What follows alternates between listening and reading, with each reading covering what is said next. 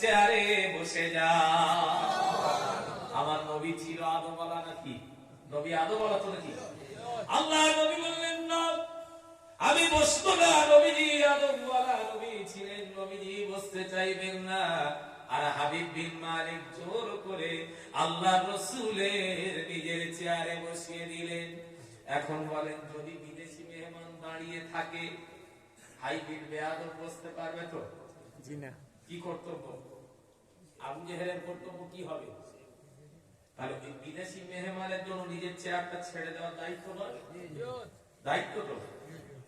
ভাইরা আমার, এরপরে কি করলেন? আবু জেহেল যখন এই দৃশ্য দেখলেন, দৃশ্য দেখার পরে আবু জেহেল নিজের চেয়ারটা বিদেশি মেহমান হাবিব বিন মালিকের জন্য ছেড়ে দিল। তাহলে দাঁড়িয়ে গেল কে? দাঁড়ানোর কথা ছিল কার? আল্লাহ নবীর দাঁড়ানোর কথা ছিল। ষড়যন্ত্রটা কার?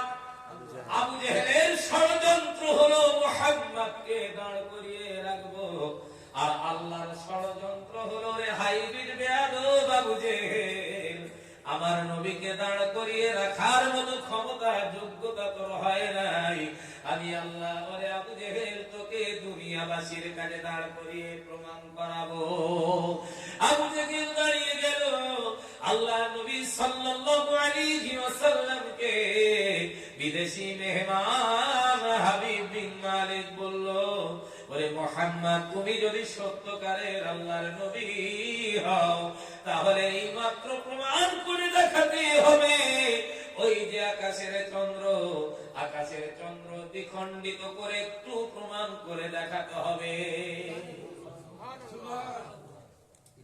চিন্তা করে, একটু চন্দ্র দ্বিখণ্ডিত করে দেখালে তবে বিশ্বাস হবে, প্রমাণ করতে হবে। আল্লাহ নবী প্রস্তুত। আল্লাহ নবী বললেন, পানি এনে দাও, ওযু করব। ওযু করার পরে 2 রাকাত নামাজ পড়লেন। নামাজ পড়ার পরে সাহায্য চাইলেন কার কাছে? আল্লাহর কাছে। কারণ আল্লাহর হুকুম ব্যতীত কিছু হয় না।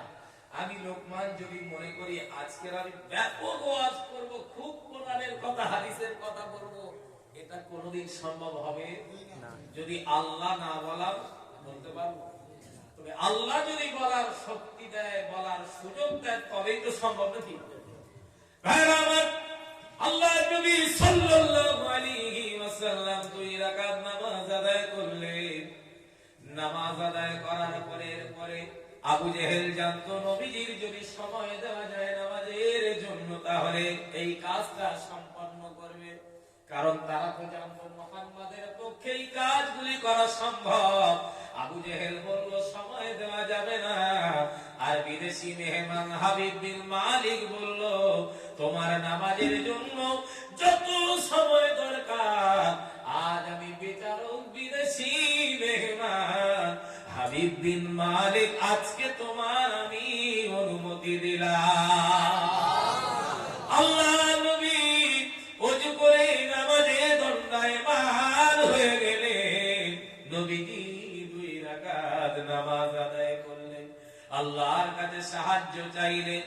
এরপরে শাহাদাত আঙ্গুলি উঁচু করে যখন ইশারা করলো, আল্লাহর কুদরতে চাঁদ দ্বিখণ্ডিত হয়ে গেল। জোরে বলেন সুবহানাল্লাহ।